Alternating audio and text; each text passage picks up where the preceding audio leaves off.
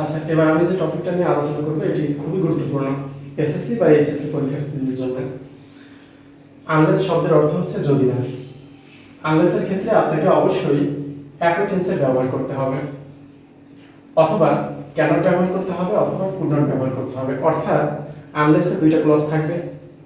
প্রথম ক্লজের ভার্ব দেখে আপনাকে বুঝতে হবে পরবর্তী ক্লজে আপনাকে সাবজেক্টের পরে ক্যানট ব্যবহার করতে হবে নাকি কুড নট ব্যবহার করতে হবে। তাহলে আমি এখানে দুইটা উদাহরণ লিখে রাখছি, উদাহরণ দুইটা দেখে আপনারা বুঝতে পারবেন বিষয়টি। আনলেস ইউ ওয়ার্ক হার্ড, এখানে দেখতে পারেন আমি ভার্বটা ওয়ার্ক লিখেছি। ওয়ার্ক কিন্তু প্রেজেন্ট টেন্স।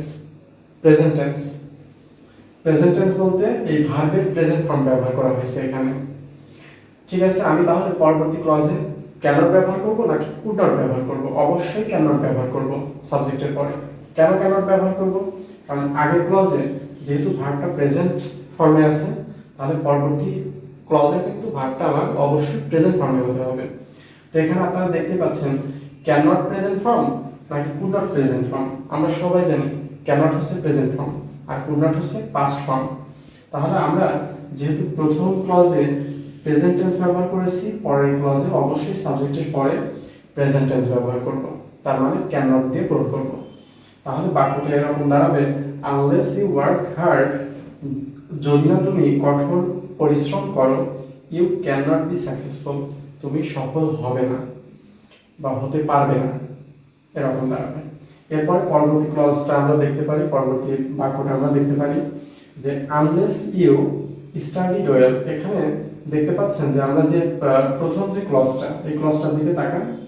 এই ক্লজটার দিকে তাকালে আমরা দেখতে পাচ্ছি এখানে ভার্ব হচ্ছে স্টাডিড, যেটা স্টাডিড হচ্ছে পাস্ট ফর্ম। তাহলে আমাদের বুঝতে পারছি আমাদের পরবর্তী ক্লজে পাস্ট টেন্স ব্যবহার করতে হবে। এখানে আমি লিখে রাখছি হয় ক্যানট ব্যবহার করতে হবে পরবর্তী ক্লজে সাবজেক্টের পরে, অথবা কুড নট ব্যবহার করতে হবে।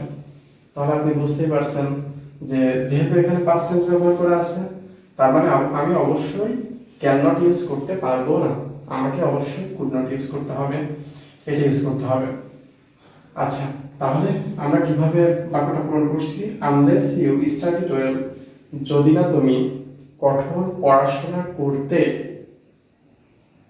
You could not pass in the exam, তুমি পরীক্ষাতে পাস করতে পারতে না।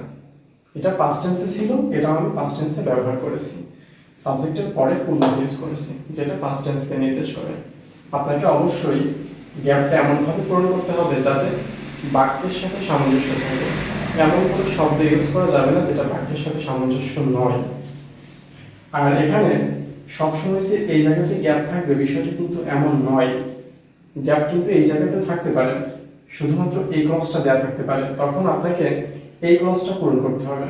আপনাকে যে শুধুমাত্র আনলেস দিয়ে বাক্যটা পূরণ করতে হবে বিষয়টা এমন নয়। এই ক্লজের সাথে সামঞ্জস্য রেখে এই ক্লজে যে কোনো কনজাংশন দিয়ে আপনি পূরণ করতে পারেন, কোনো সমস্যা নেই। ধন্যবাদ।